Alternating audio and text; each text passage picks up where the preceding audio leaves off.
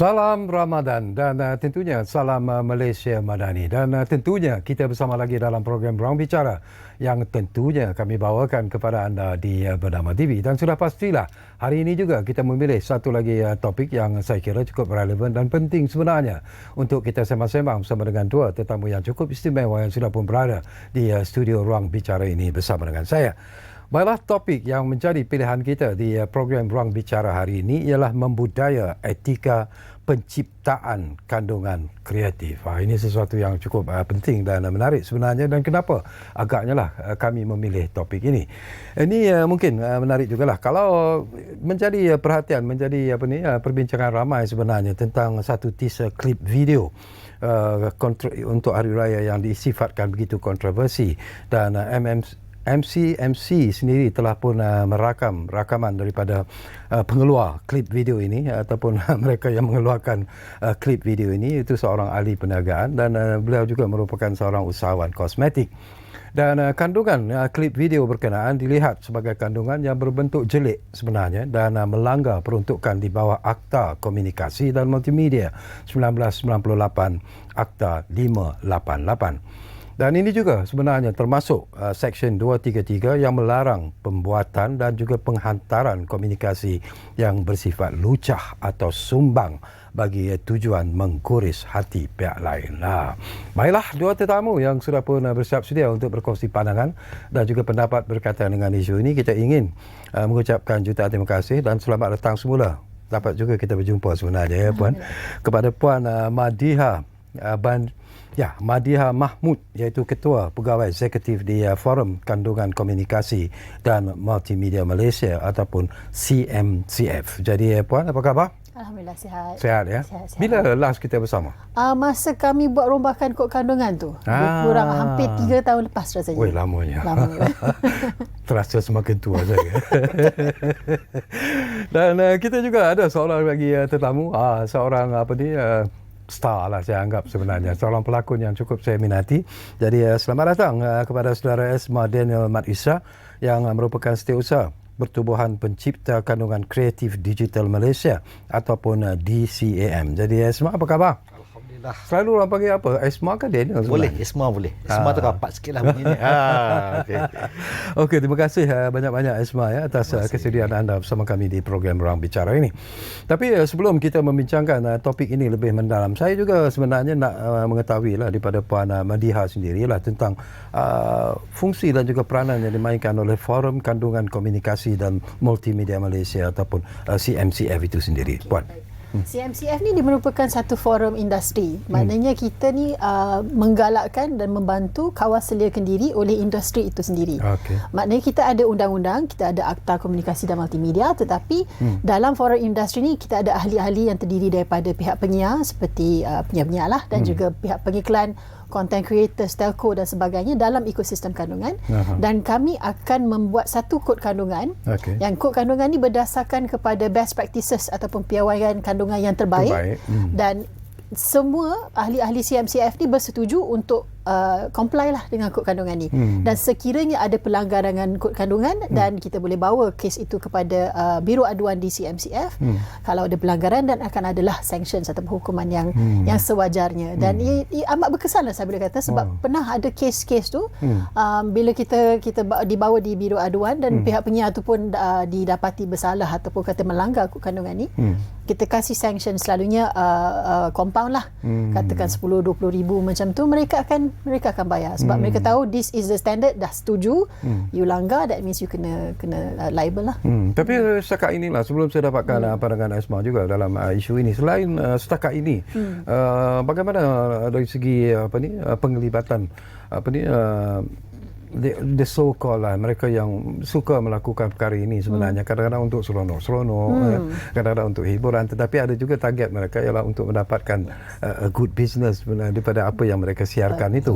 Tapi adakah ianya berada pada kedudukan terkawal ataupun kalau dibiarkan mungkin, walaupun kita ada undang-undang terhadap perkara ini, tapi adakah ia berada pada kedudukan yang membimbangkan kita sebenarnya? Saya rasa kita kena tengok kepada evolusi kandungan. Sebab dulu kita tengok penyiar cukup, pengiklan cukup, kita ada radio, TV dan sebagainya. Tapi sejak akhir-akhir inilah, sejak beberapa tahun ni baru kita tengok kandungan yang paling ramai orang tengok adalah di di digital, di social media dan sebagainya. Betul. Dan benda ni adalah benda yang baru, walaupun social media platform semua ada community guidelines je. Sepatutnya kita akun dan kita follow, tapi akan ada macam Datuk kata tadi, orang yang menggunakan social media ni untuk menimbulkan kontroversi ataupun mendapatkan perhatian sebab minta maaf lah kalau orang tengok kita dah ada monetization.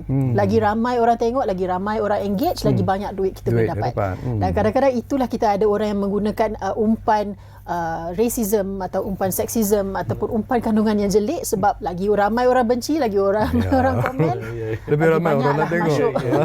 Betul. So itu memang satu masalah sekarang. Okey, menarik. Okey, semua Daniel Mat Isa. Saya juga nak tahu tentang fungsi dan peranan Pertubuhan Pencipta Kandungan Kreatif Digital Malaysia ini, DCAM, untuk pencerahan kepada penonton-penonton kita. Kami ni masih baru, Greenhorn Directors. Okey, ditajuk Eka Abu Bakar, Presiden, dan lebih kurang 3 tahun yang baru ditubuhkan. The idea is sebenarnya sebelum ini kami banyakkan pengarah atau penerbit, banyakkan bekerja secara kontrak. Dah tiba masanya kita mewujudkan satu profesi yang baru, dia panggil creators, maknanya mencipta. Jadi kalau macam dari peringkat media sosial ni, YouTubers ni dia kalau kata new entry lah, bermula di situ. Daripada situ nanti mungkin akan develop, akan lebih dipanggil untuk menyertai corporate ataupun menyumbangkan konten mereka ke TV station, sebagainya. Setakat ini apakah anda merasakan bahawa peranan yang anda mainkan dengan rakan-rakan dalam DCAM ini telah mula menunjukkan kesan seperti apa yang diinginkan sebenarnya? Kami masih lagi mau kata wait and see. Sebab apa, kebanyakan yang katakan sekarang ni adalah influencer ataupun pengaruh ataupun lebih kepada self-censored punya expression. Dalam konteks sekarang ni kebanyakan mereka hanyalah lebih menjadi diri mereka sendiri. Jadi digunakan platform media sosial ni untuk ekspres diri mereka, kalau dirujuk sebagai usahawan tadi untuk memajukan perniagaan mereka ataupun mencari sesuatu tarikan untuk menjual bisnes, memperkenalkan produk mereka. Dalam content creators pula, dia sepatutnya mencipta sesuatu untuk dijadikan bahan, bukan diri mereka. Itu perbezaan yang ketara lah. Macam pelakon dengan selebritis. Pelakon dia berlakon untuk menjadi orang lain ataupun untuk sesuatu produk tu. Selebritis dia lebih kurang orang kata dia jadi center of attention, crowd pullers. Jadi pengaruh ni, influencer ni fall kat situ. Tapi dalam konteks sekarang ni, zaman digital ni, dia boleh mencipta dan dia udah boleh jadi play the role dan juga boleh jadi producers at the same time. Ini betapa evolusi tu dah betul laju meninggalkan kita zaman kita dulu dulu dia ni media cetak kena tunggu lama, print hari ni sebulan masih lagi orang perkatakan. Sekarang ni hari ni berlaku, hari ni juga dia meletup, dan seminggu lebih kurang begitu dia lama-lama dia kena hilang dan kena buat yang baru. So this kemajuan teknologi yang kita kena catch up sebagai orang kata masyarakat 4.0 ni, menggunakan evolusi pengonsor ni, kena kita catch up dengan 5G ni lah.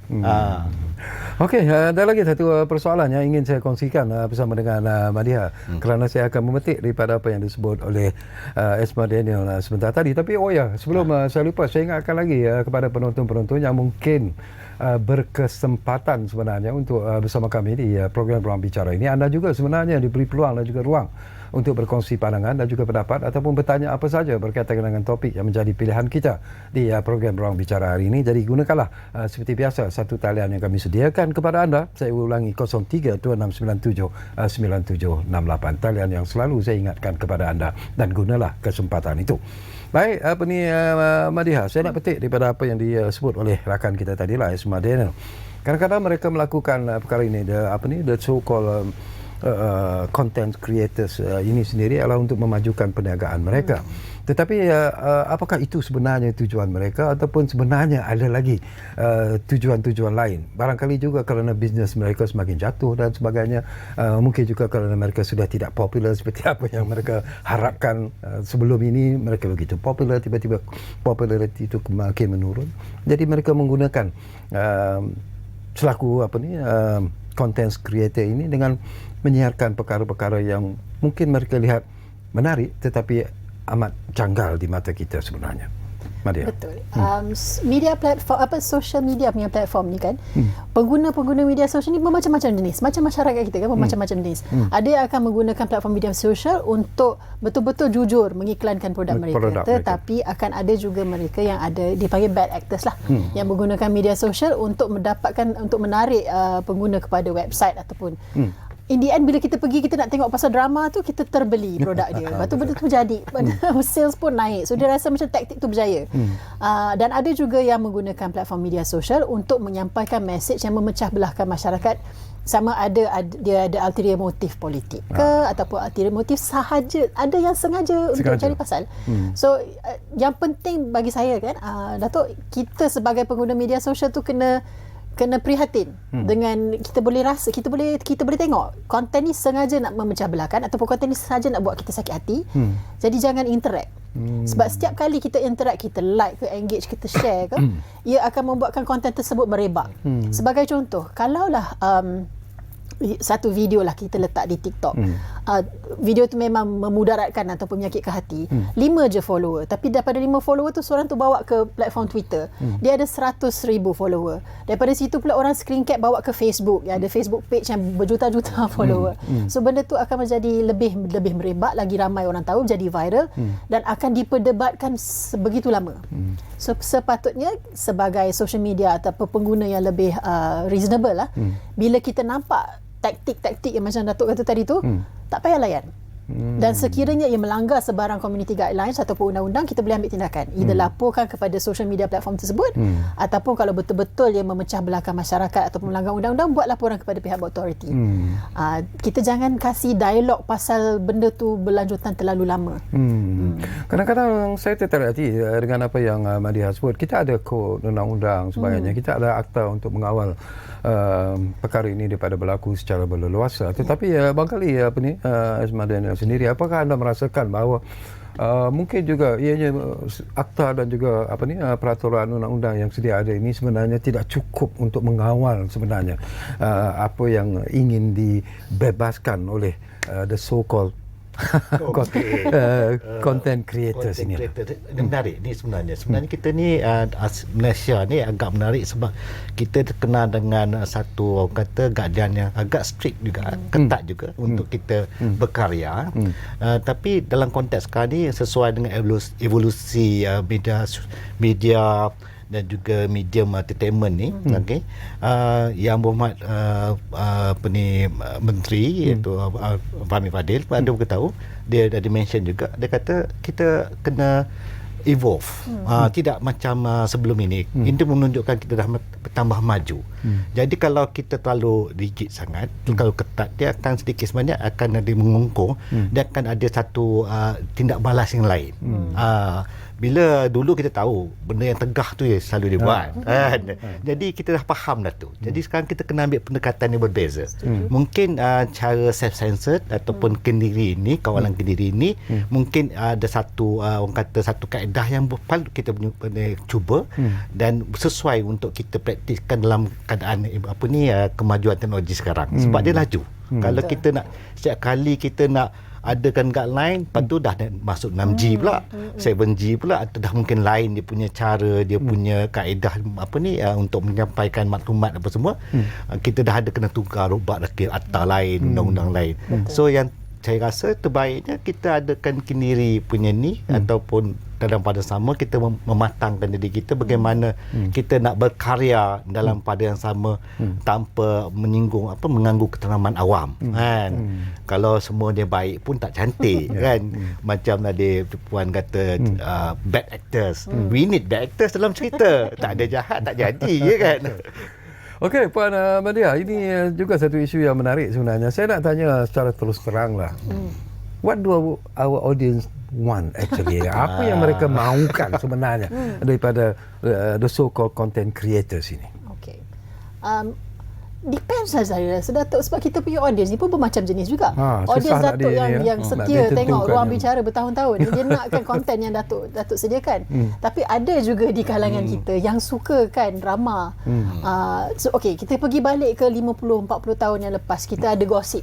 Tapi kalau kita tengok gosip, kita zaman tu zaman newspaper kan. Dia ada Mama Jui, dia ada, saya pun tak ingat sebenarnya. Adalah dalam kolom Ahus, ada kolom-kolom dalam surat khabar. So kita akan baca setiap hari Ahad ke apa, kita tengok tu cukup. Tapi sekarang kita bukan dapat gosip daripada penulis gosip, kita dapat gosip daripada tuan punya badan sendiri. You boleh follow account dia ni tengah bercerai dengan dia ni, dengan apa dia panggil penyundul lah apa semua, you boleh follow sendiri tuan punya badan tu. Dia tak ada lagi pasal jaga tepi kain orang selak kain sendiri. So some people, audience di luar sana memang teruja dengan drama-drama macam ni. Dia akan follow, dia akan klik, dia akan tengok, dia akan bincangkan. Dan sebab itulah orang bad actors ni, bila dia tengok okay, this is what the audience wants for this, saya dapat attention daripada ni, kadang-kadang dia create pun drama tu. Drama in real life. Dia bukan macam Akademi Fantasia dulu yang kamera sana sini. Dia create sendiri. Macam Esma kata tadi, dia lah producer, dia lah scriptwriter, dia lah director, dia lah actor. Semua dalam social media masing-masing. And unfortunately memang ramai yang suka tengok. Bila ramai yang suka tengok, maka semakin ramai jugalah content creator sebenarnya yang ingin mengenengahkan idea mereka, walaupun mereka tahu bahawa ianya melanggar kadang-kadang etika yang sedia ada. Tapi mungkin kita juga nak tanya Isma Daniel sendirilah. Kita ada apa yang dipanggil sebagai Akta Komunikasi dan Multimedia 98, termasuklah Seksyen 233 itu sendiri. Tetapi ramai juga yang mengatakan bahawa mungkin kadang-kadang tindakan yang diambil itu kerana orang itu ada personality tertentu yang dikatakan ialah mungkin akan menarik perhatian orang lain untuk sama-sama menikmati apa yang sedang dipersembahkan itu. Tapi apakah itu berlaku sebenarnya daripada pemerhatian anda? Itu paling cepat lah. Paling cepat mendapat perhatian. Kalau kita buat sesuatu, kalau tengah-tengah public tu kan, kita tiba-tiba kita berdiri atas meja, kita menjerit, kita buat sesuatu yang luar daripada kotak minda kita, tentu orang akan melihat kita.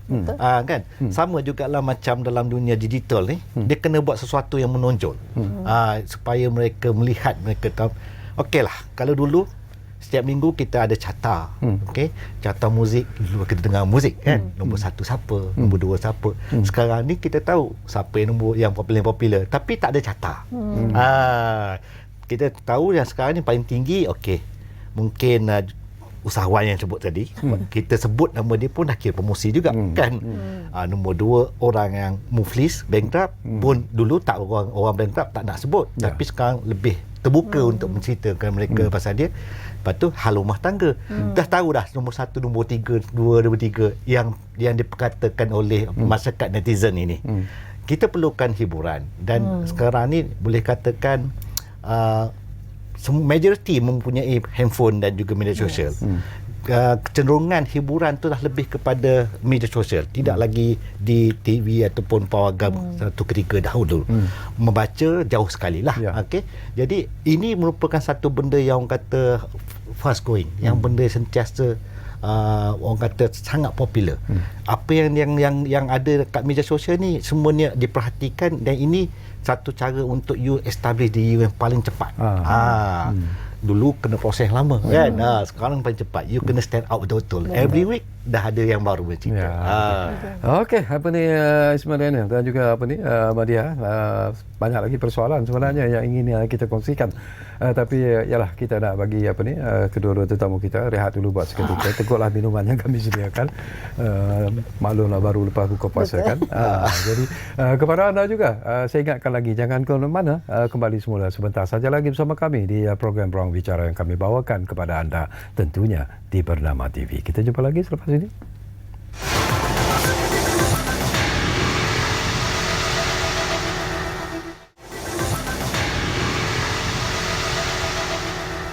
Okey, kita kembali semula ke program Ruang Bicara ini. Masih lagi bercakap tentang membudaya etika penciptaan kandungan kreatif.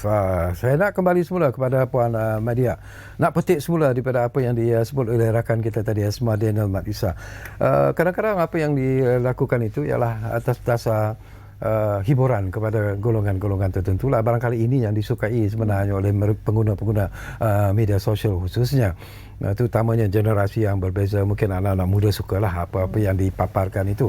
Tetapi kita juga nak kadang-kadang kita risau dengan content creators ini. Apakah mereka sedar ataupun tidak sedar bahawa kadang-kadang yang bermaksud untuk menghiburkan penonton-penonton mereka itu sebenarnya boleh menimbulkan ataupun ada isu-isu yang bersifat kontroversi. Sedar atau tidak sebenarnya apabila mereka melakukan perkara ini? Kalau daripada pengamatan kami di Content Forum atau CMCF ni, ada yang betul-betul tak sedar apa yang dia buat tu. So bila kita cakap kepada dia macam okey, kalau buat pautan macam ni ataupun buat naik konten macam ni, you akan dapat feedback yang negatif. Itu bukan niat dia sebenarnya. Ada setengah orang tu bila dia dapat komen-komen daripada netizen yang betul-betul memang menghentam tu, dia tutup terus akaun sebab dia memang tak sanggup dan dia tak rela kena dikira macam abuse jugalah online tu. Tapi ada setengah orang yang kalau Datuk di X atau Twitter dulu, setengah orang di sana memang kewujudan dia di timeline tu adalah untuk mencari gaduh.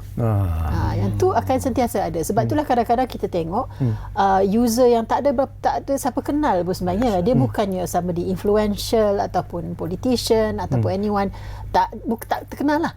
Tapi dia punya posting ataupun dia buat naik pendapat dia pun, bila orang yang saja cari pasal tu ambil screen cap, hantar kepada semua beribu-ribu follower dia tu untuk menghentam orang yang sebenarnya tak ada siapa kenal. Sebab bagi saya, sekiranya orang tu berpendapat yang pendapat itu tidak mengganggu orang lain, tak perlu kita bergaduh berminggu-minggu, tak perlu kita cyberbully dia.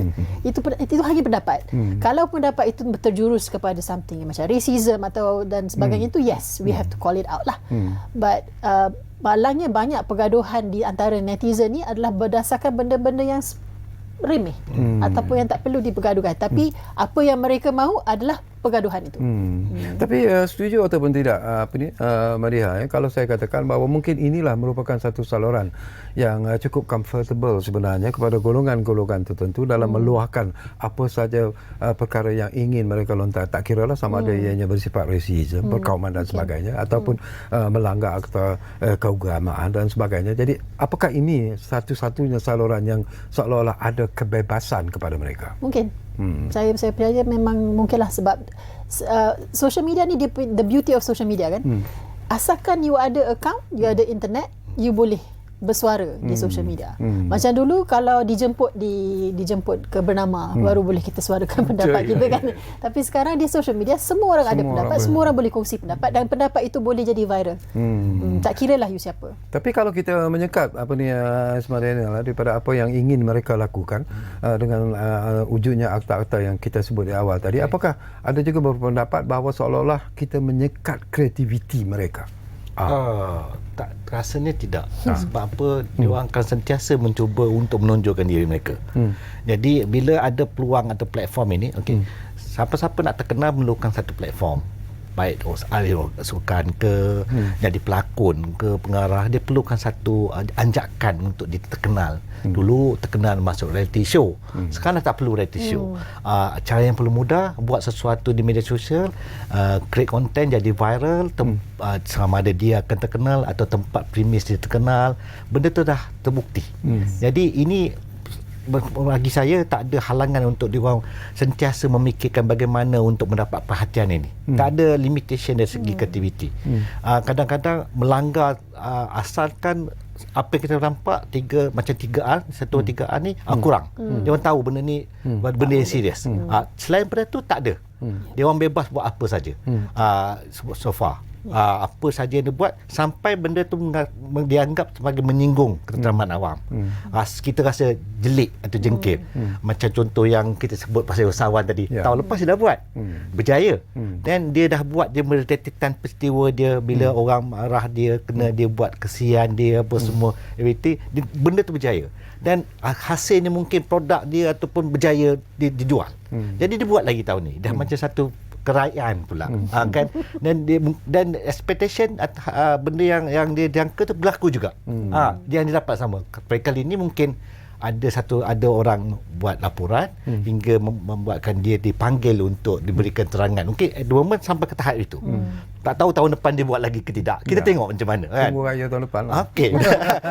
Satu benda yang entertaining orang kata, satu benda yang orang kata ini satu kita tak suka tapi kita tengok, kita kata orang kata love hate dia tetap ada lah.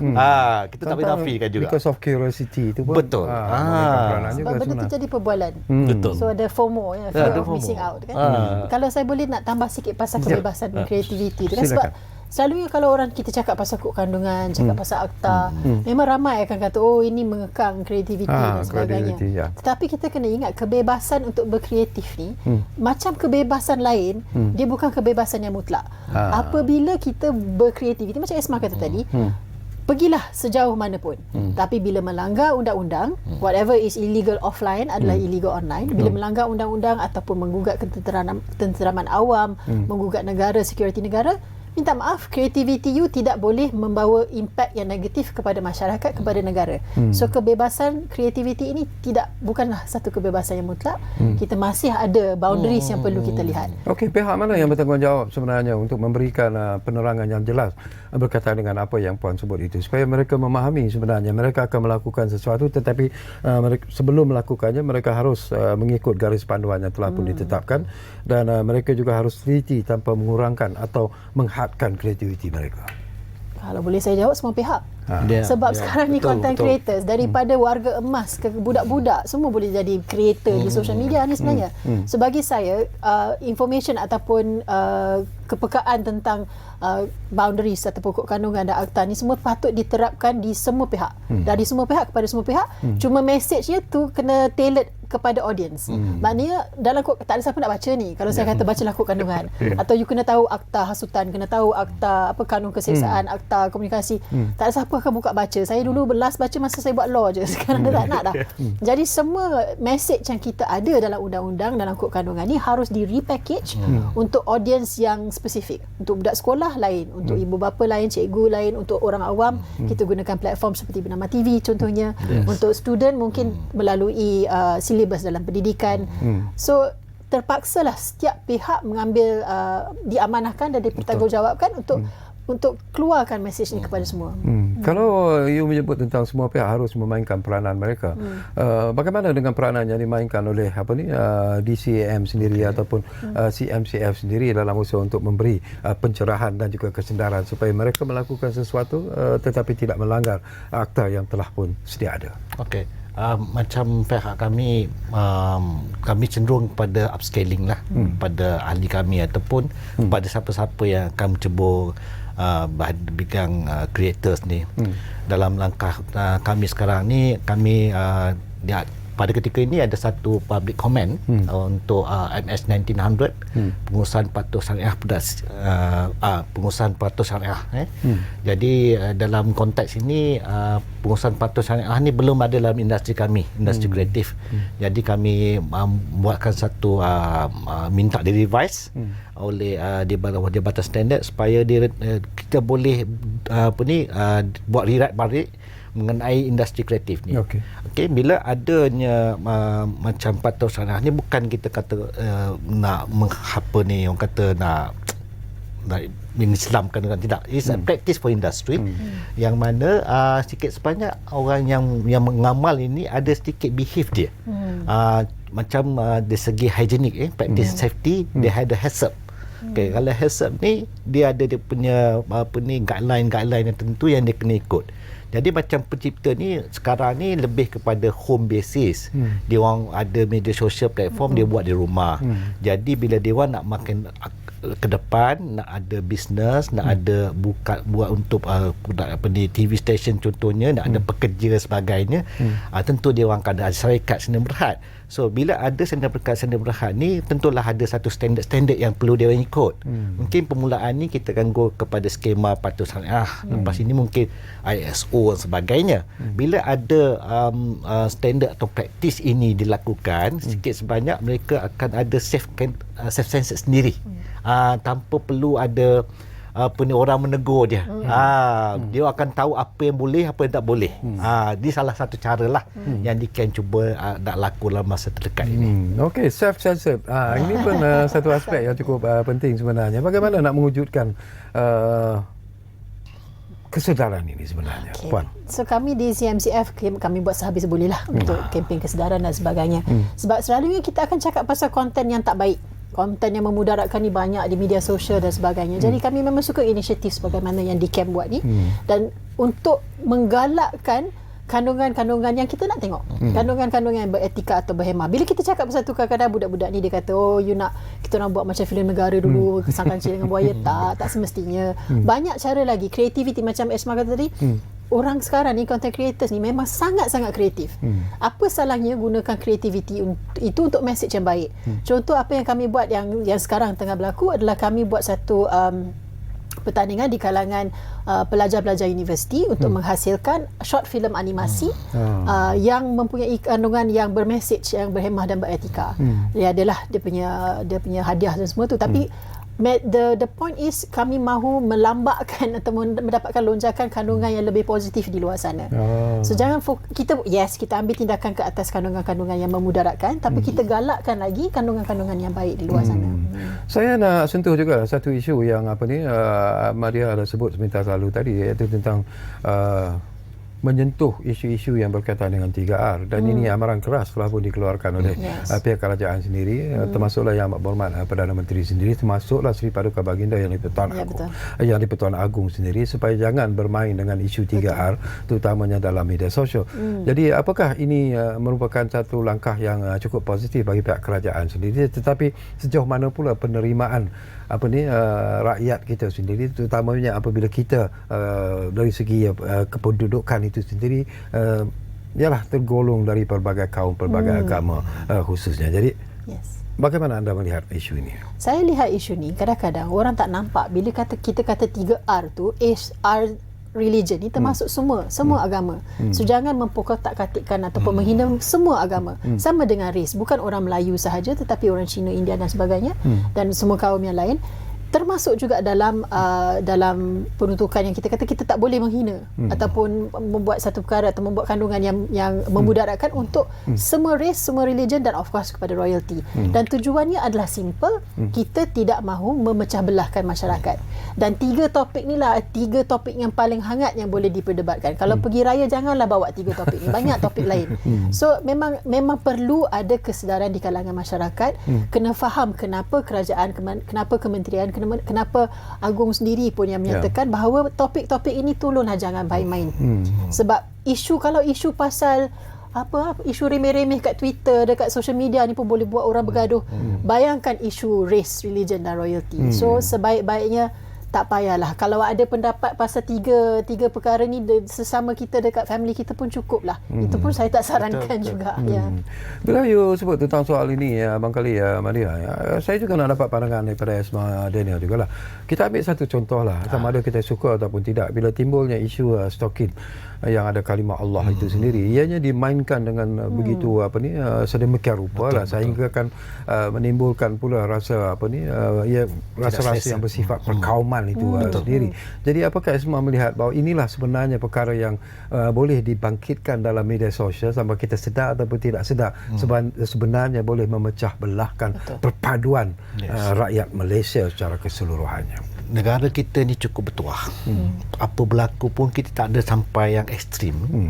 Apa berlaku baik politik ke apa ke, pergolakan politik, tidak ada ekstrim yang berlaku kat negara kita, alhamdulillah. Jadi untuk mencapai satu perpaduan antara kita yang berbilang bangsa ini bukanlah satu yang mudah. Dah banyak jasa-jasa pemimpin-pemimpin kita yang dulu ataupun orang tua kita dulu melakukan sesuatu untuk kekal aman dan sejahtera sampai sekarang. Jadi kalau ada perkara tu agak terlalu sensitif, memang elok diadakan orang kata satu hukuman yang sewajarnya. Tapi bila dah ada undang-undang dah ambil alih, seharusnya tidak lagi diperbesar-besarkan lagi, sebab kita ada undang-undang yang kita hormat selama ini. Undang-undang kita yang dah dipraktis tu dah diambil alih, kita kena move on, bersifat lebih profesional. Yang kata ada orang yang dah ambil alih, kita kena move tempat lain. Jangan lagi orang kata mengapi-apikan keadaan. Sebab perkara ni sepatutnya dia akan mengeruhkan suasana dan mungkin ada lebih perkara akan lebih terburuk akan berlaku. Ini akan sikit sebanyak apa yang diperjuangkan selama ini dipersia-siakan begitu saja. Walaupun orang kata benda ni bagi kaum mereka ini tak besar, tapi setengah kaum kata ini besar, ini mengabaikan agama mereka. Jadi kita tahu dah kalau sebut pasal 3R ni benda yang terlalu sensitif. Seharusnya tidak boleh dipersendakan sebagai begitu rupa. Kadang-kadang saya sedih sebenarnya media ya, kalau kita lihat tentang isu ini apabila berlaku. Kita betul seranglah, ahli-ahli politik juga sebenarnya mempunyai peranan yang cukup besar sebenarnya. Mereka juga harus memainkan isu ini secara teratur, secara beradab dan sebagainya. Tetapi kadang-kadang ialah ahli-ahli politik juga menggunakan kesempatan ini sebenarnya dalam usaha untuk menaikkan parti mereka sebagai ahli politik ataupun parti yang mereka dukung dan sebagainya, kerana itu dianggap sebagai modal politik yang cukup berkesan sebenarnya. Komen sikit lah. Saya pula yang kena komen. Actually sebenarnya dia 3 di kumpulan ni. Politik, hiburan dan juga sport. Kalau 3 ni salah satu mesti akan menonjol. Sekarang politik senyap kerja. Tapi betul lah. Kata ahli politik ni sebenarnya pempengaruh atau influencer yang paling besar. Betul. Paling besar sebab majoriti daripada mereka telah diundi untuk mendapatkan jawatan ni. Undian ni bermaksud ramailah yang bersetuju dengan dia. Jadi bagi saya tanggungjawab dan amanah di ahli politik ni lebih besar lagi. Sebab kita follower dia ataupun rakyat ni akan menunggu queue. So sekiranya adalah kita ambil kisah pasal stalking tadi tu kan, kita harapkan ahli-ahli politik dan kita punya leaders lah dikatakan untuk kasih queue, untuk make sure yang kedaulatan undang-undang dalam perlembagaan tu dijulang. Sebab kalau tidak, kalau kita biarkan netizen ataupun budak-budak ataupun kita sesama kita lah masyarakat ni bertelagah dalam social media tanpa guidance daripada influencer yang terbesar dalam negara iaitu our leaders, itu agak susah. Tapi saya tengok juga ada ramai juga yang sudah bersuara, yang sudah menyatakan bahawa sudahlah tu, tak payahlah bergaduh. So benda tu memang kita sangat-sangat sarankan. Okey, saya ada satu lagi soalan sebenarnya saya lontarkan dulu kepada Madia, tapi jangan jawab dulu kerana kita akan berehat buat seketika. Satu persoalan ini yang bagi saya cukup penting jugalah. Peranan ibu bapa juga merupakan satu aspek yang cukup penting dan perlu diberi perhatian serius untuk mengawal apa yang anak-anak mereka tonton sebenarnya. Okey, nanti kita dapatkan komen daripada kedua-dua tetamu kita kerana kita akan berehat buat kali terakhir dan kembali nanti. Tak banyak lagi masa yang tinggal, tapi insyaAllah mungkin ada lagi persoalan-persoalan yang sempat saya kongsikan bersama dengan kedua-dua tetamu. Kita masih lagi bercakap tentang membudaya etika penciptaan kandungan kreatif. Kita lihat kali terakhir.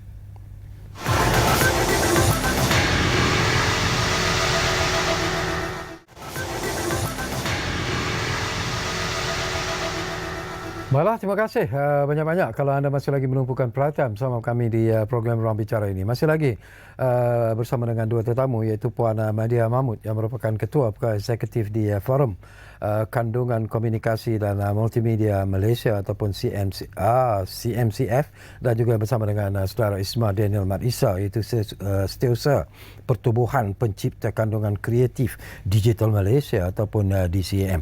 Tadi saya lontarkan soalan sebelum berehat tadi. Peranan ibu bapa sendiri untuk mengawal apa yang anak mereka lihat dalam media sosial khususnya. Ya. Sangat penting. Peranan ibu bapa lah bagi saya sangat-sangat penting. Sebab kalau kita tengok social media, setiap platform social media tu dah tetapkan umur yang disarankan untuk dijadikan untuk jadi pengguna social media ni sepatutnya umur 13 tahun ke atas. Tapi kalau kita tengok sekarang ramai ibu bapa yang anak-anaknya umur 1 digit tapi dah ada device. Dan bila kita cakap pasal device ni connected dan ada recording. So boleh ambil video, ambil gambar dan sebagainya. Dan sekiranya ibu bapa tak pantau, ia adalah satu risiko yang sangat tinggi. Sebab kalau kita bayangkan kita biarkan anak-anak kita keluar umur tu jumpa tak siapa-siapa, buat tak tahu buat apa. Sama juga online. Sebab di online juga mereka boleh berjumpa dengan mereka yang orang-orang yang ada berniat jahat contohnya. Ataupun mungkin boleh kena scam, mungkin kena groom dan banyak lagi. So peranan ibu bapa ni memang penting. Kalau nak kasih device, walaupun anak tu dah umur lebih 13 tahun pun kena pantau juga. Dan paling penting bagi saya, ibu bapa kena mula ataupun kalau belum mulalah berdialog dengan anak-anak ni tentang isu-isu yang mungkin mereka lihat di social media. Sebab kalau dia tak dapat daripada ibu bapa, dia dapat daripada siapa? Daripada kawan-kawan, daripada influencer, daripada netizen, daripada entah siapa-siapa lagi di situ. So parents kena ada conversation dengan anak-anak tentang isu-isu semasa, tapi age appropriate lah, ikut umur. Okey, apa ni Esma, kita bersyukurlah kita ada MC-MC yang sekurang-kurangnya sentiasa melihat apa yang berlaku di dalam media sosial itu, apa yang disiarkan dalam media sosial itu. Tetapi secara pribadinya juga, apakah Daniel merasakan bahawa peranan yang dimainkan oleh MC-MC itu mungkin perlu dipertingkatkan ataupun diperketatkan supaya ianya dapat memberi satu kawalan yang lebih efektif dan berkesan sebenarnya kepada penyiaran kandungan-kandungan kreatif yang kadang-kadang melanggar akta agama, melanggar akta negara dan perpaduan dan sebagainya. Komen sikit, Tuan. Sekarang kita ada pengeman daripada masyarakat lebih kuat sebenarnya. Kita punya masyarakat ni boleh memboikot, boleh memulaukan seseorang, boleh buat sesuatu yang boleh kadang-kadang boleh perandakan negara juga. Ada negara yang kita dapat tahu boleh runtuh negara tu disebabkan media sosial. Kuat, strong sebenarnya. Betul. Kita punya kuasa netizen ni. Jadi kalau kita adakan satu guideline yang ketat, jadi dia tidak membantu sebenarnya. Dia akan lebih orang kata ada penguasaan dan mungkin perkembangan minda kita punya masyarakat akan tepu ataupun tidak berkembang. Jadi kebebasan ini ada satu yang kita patut nikmati. Tapi kalau kebebasan itu tidak digunakan yang sebaik yang baik, yang mungkin dia akan memusnahkan diri kita dan memusnahkan negara. Bagi saya, undang-undang ni is undang-undang. Kalau dah ada tu dipatuhi. Nak diperdambah baik, kalau diperlukan, kalau umum masyarakat meminta untuk dipindah, kita pindah. Kalau tak perlu dipindah, jangan pindah. Bagaimana nak mengubah pandangan masyarakat tentang isu ini sebenarnya, Puan? Isu mana tu, Datuk? Tentang penyiaran kandungan-kandungan kreatif yang melanggar akta yang telah pun ditetapkan. Kesedaran awam. Adakah mereka tahu sebenarnya? Ada yang tahu. Ada yang tak tahu. Ada yang tak tahu. Ada yang tahu tapi buat tak tahu. Dan ada yang tahu tapi nak langgar juga. So saya rasa yang paling susah yang last sekali itulah, yang last sekali yang dia tahu tapi dia nak langgar juga. Tegak. Ketegak. Dan saya juga nak tanya soalan yang sama lah, seperti apa yang saya tanya kepada Isma dan yang tadi Maria. Kita ada akta, kita ada undang-undang. Tapi apakah anda juga bersetuju dengan saya kalau kita katakan bahawa mungkin MC-MC juga harus lebih stringent sebenarnya dalam melaksanakan tugas dan tanggungjawab mereka terhadap golongan-golongan ini? Saya rasakan, ni pendapat saya lah ya, MC-MC ni dia bidang kuasa dia sangat besar. Dia diamanahkan dan dipertanggungjawabkan untuk buat bermacam-macam jenis benda. Jenayah yang tinggi macam scam, child pornography dan macam-macam lagi. Jadi kalau kita nak, saya rasa tidak adil dan agak mustahil untuk kita harapkan MC-MC untuk lihat kepada isu-isu social media secara keseluruhan. Okey, siapa yang perlu kita harapkan juga? Masyarakat. Kita semua ada tanggungjawab masing-masing. Sebab bayangkan, dalam 1 minit lebih 70,000 gambar dan video dalam 1 minit di-upload ke Instagram. Dan beratus-ratus di TikTok. Tak logik MC-MC boleh pantau semua. Kita tak boleh rely kepada satu badan atau organisasi untuk macam LPF lah contohnya, untuk lihat semua konten di social media, untuk pantau, untuk ban, untuk panggil, untuk keterangan. Tidak adil untuk MC-MC. Banyak lagi benda yang mereka boleh buat untuk negara. Kita, masyarakat ni tak boleh lepaskan tanggungjawab. Sebab itulah setiap social media platform dia ada feature untuk kita sendiri lodge laporan. Kita sendiri yang bercakap. Kita boleh berbalah balik dekat dialog di dalam social media tu untuk kata kandungan-kandungan jelek macam ni kita orang dah tak nak layan dah. Dah tak boleh pakai dah. Kita takkan support your cosmetic because you asyik buat this kind of marketing. Bila disebut tentang kandungan-kandungan jelek ini sendiri, apakah dari segi hukuman yang sedia ada itu juga perlu dilihat semula supaya mungkin dendanya perlu ditingkatkan, dinaikkan supaya memberi Yalah, kalau nak kata Deterrent, ketakutan tu tak tahulah kan. Tapi golongan ini perlu, adakah mereka merasa takut? Mungkin Tapi sebab dia kena ada dua. Satu, deterrent, maknanya kita takut hukuman. Lagi satu, kesedaran. Kita kena tahu bahawa konten ni tak wajar untuk diletakkan. Dan untuk menjawab soalan Datuk tu, sebab banyak akta-akta kita ada yang memang sedang dilihat untuk revise. So saya rasa dalam revision tu, dengan tengok peredaran ekonomi dan sebagainya, mungkin hukuman itu terpaksa dinaikkan. Tapi pada pandangan Imam Daniel sendiri, walaupun ialah kita melihat apa yang telah pun berlaku dan kita tahu ianya akan terus berlaku, tapi pengawalan itu seperti apa yang kita sebutlah, mungkin boleh dilakukan, tetapi akhirnya isu ini akan terus berlaku sebenarnya selagi masyarakat memikirkan bahawa mereka memerlukan kandungan-kandungan seperti ini dipamerkan dalam media sosial. Kalau kita fikirkan, kita banyak bercakap pasal benda yang negatif, sebenarnya ada yang positif. Contohnya gas subuh macam Jumaat, dia melepasi batas border sampai ke negara luar. Ada yang perkara-perkara yang positif yang boleh digunakan semaksimum yang boleh untuk menggunakan platform ni. Kebebasan yang diberi pada kita ni sepatutnya dinikmati untuk sesuatu yang baik, baik untuk diri kita dan juga untuk masyarakat kita sekalian. Tapi dalam konteks macam contohnya perniagaan, memang kreativiti ni kadang-kadang perlu buat sesuatu yang daring. Kontroversi ni memang tak pernah orang kata lenyap daripada diri kita, daripada zaman dulu lagi. Menjual filem ke, jual produk ke, jual apa. Kontroversi ni rencah. Tak ada kontroversi ni tak cukup garam lah orang kata kan. Tapi dalam konteks kita ni, masyarakat kita Malaysia ni, kita tahu di mana limit kita. Ini yang menarik pasal diri kita.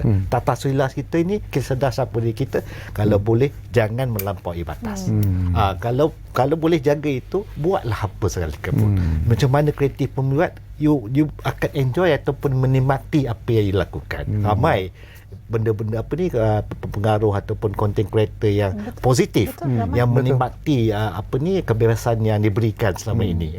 Jadi bila kata undang-undang ni atau apa semua, kita perlu ada untuk mengajar ataupun untuk mengawal yang mana yang tidak nampak, yang orang kata kebal benda-benda yang netizen pun tak boleh buat apa kan dia, ataupun dah dia tahu benda tu salah, keep ulangi. Memang kita tahu ada cybercrime, wujud benda itu, scammer seperti Puan cakap tadi apa semua, dan kita perlukan satu undang-undang yang mencegah benda-benda ni berlaku. Betul. Inilah luar pada kawalan kita, sebab kita menggunakan benda ni untuk kita beriadah.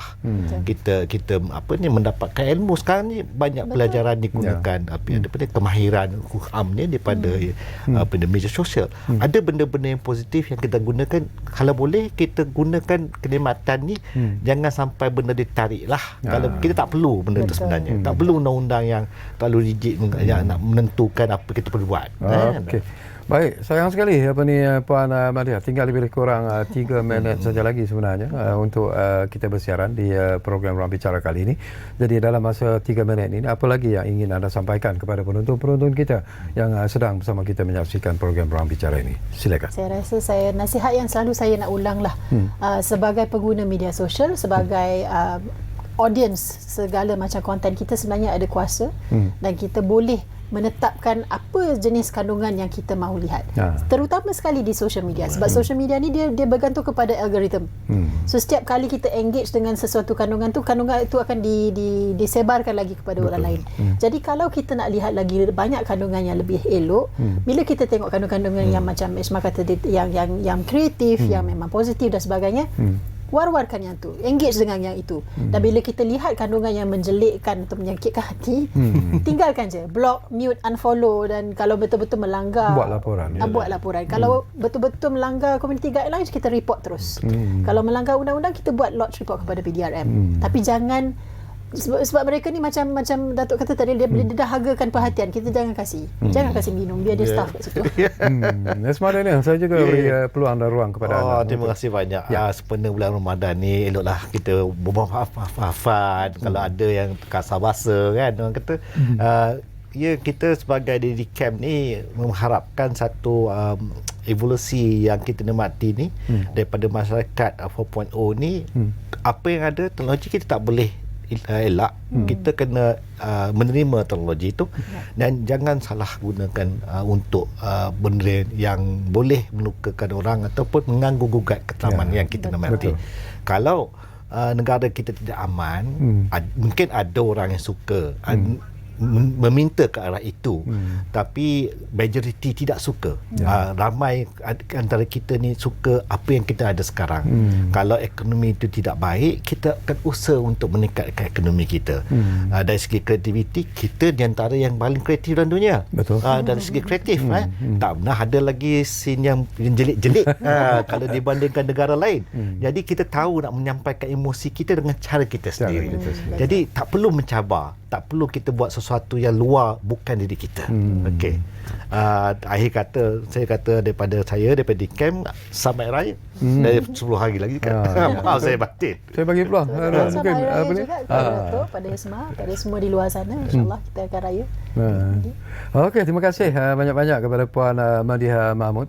Tinggi-tinggi terima kasih juga kepada Esma Daniel Maisa. Saya cukup selesa sebenarnya sembang-sembang bersama dengan kedua-dua tetamu ini, dan saya percaya ini isu yang merupakan perlu diberi perhatian dari masa ke semasa, dan kita mengharapkan bahawa akhirnya daripada apa yang disebut tadi, daripada apa yang dilakukan oleh pihak kerajaan sendiri, ketegasan yang ditunjukkan oleh pihak berkuasa sendiri, mungkin akan secara langsung ataupun tidak langsung akan memberi kesedaran sebenarnya kepada semua rakyat Malaysia, itu utamanya mereka yang sentiasa menumpukan perhatian ke media sosial untuk mendapat laporan-laporan terkini. Jadi terima kasih kepada anda yang menumpukan perhatian bersama kami di program Ruang Bicara ini, dan seperti yang selalu kami janjikan kepada anda yang sentiasa kami tepati, Ruang Bicara akan terus berbicara bersama anda dari masa ke semasa. Kita jumpa lagi. Bye-bye. Terima kasih.